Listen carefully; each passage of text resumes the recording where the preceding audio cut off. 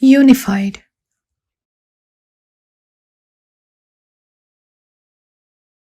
Week 9, Chapter 9. Claiming True Desires. By now, your 15-minute quiet periods are easy and natural for you. If it is comfortable, you may now do more than one a day, and each period can be for a time that seems right for you.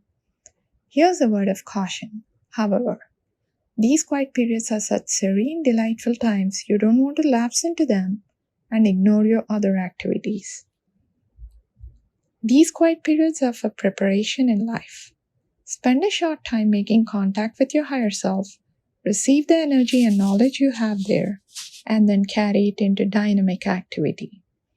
Each quiet period from now on is to begin with these 7 simple steps. Sit comfortably, eyes closed, and focus on the love pulsating from your heart to all of creation. Number 2. Clear your aura of all uninvited influences and send light to all thought forms around you. Number 3.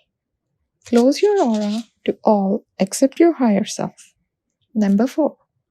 Unify with the qualities of God by thinking of some of God's qualities and recognizing those qualities as your own. Number 5.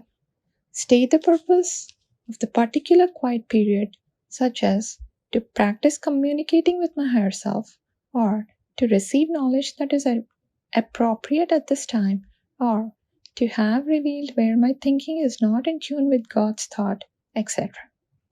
Number 6. Receive the signal from your higher self and keep that signal with you for the entire period. Number 7.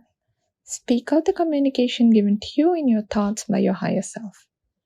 By now, you're quite comfortable with your other daily practices.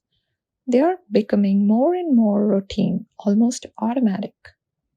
Your routines throughout the day, whenever appropriate, are: close your aura to all except your higher self whenever you go into crowds, near illness, or into any negativity.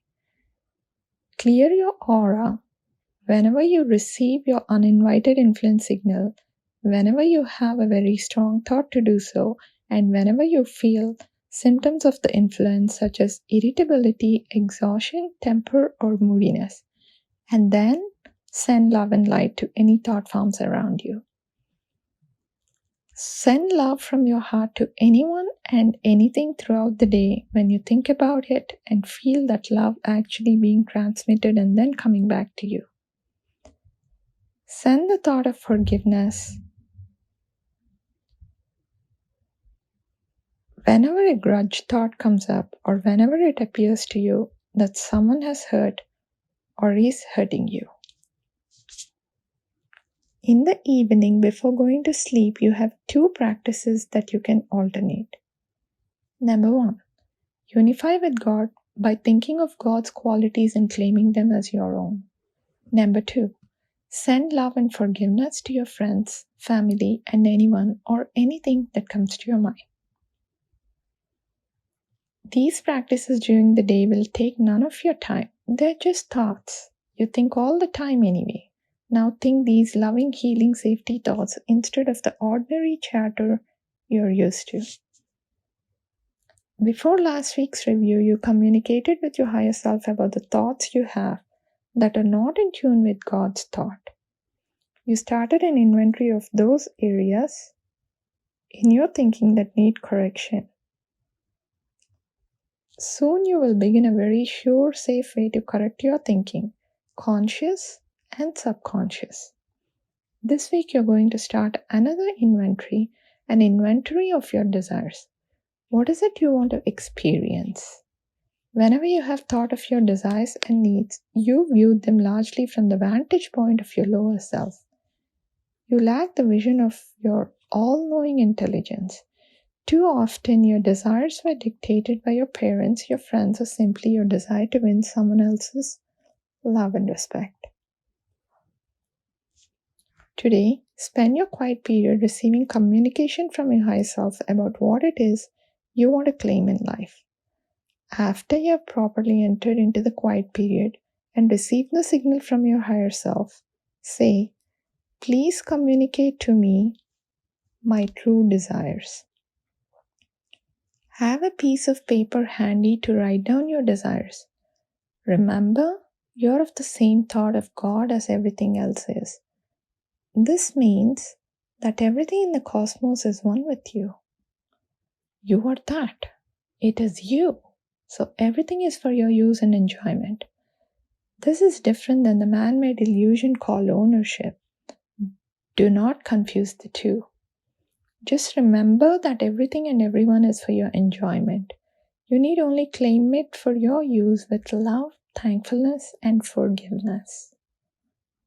You can't claim and get the use and enjoyment of anything that you claim exclusively for yourself or for any selfish motive. The selfish, of course, refers to the lower self. Your motives must be selfish, the higher self. Fortunately, you need not labor over the distinctions. You simply need to ask your higher self for your true desires. These are desires in truth. These are desires that God would have you desire because they are in tune with God's thought that made the creation. They are the seed thought that can give rise to your creation full of God's qualities.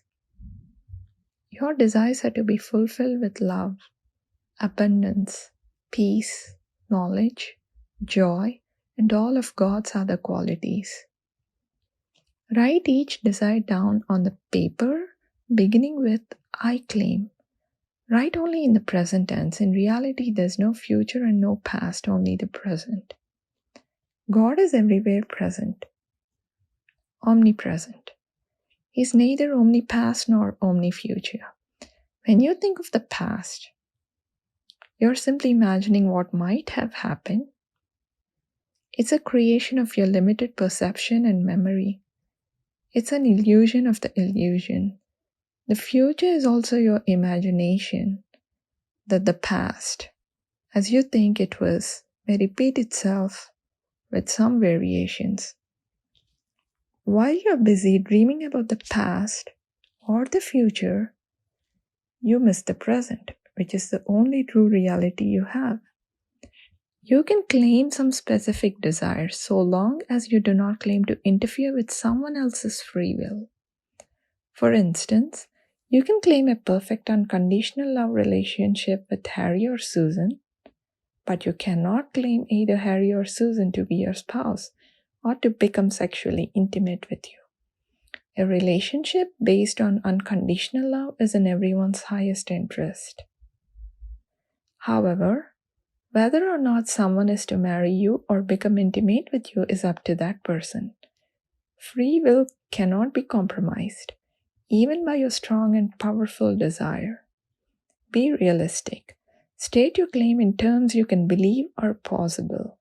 I claim abundant wealth in the form of $20,000 or more each year. This is believable. Take the limit off by adding or more and or better whenever possible. After your quiet periods, examine your list of true desires. Compare it with the list of thoughts you need to correct. At this point, don't concern yourself with reconciling the two lists. Just note for your amusement how some of your present thoughts keep you from realizing your true desires.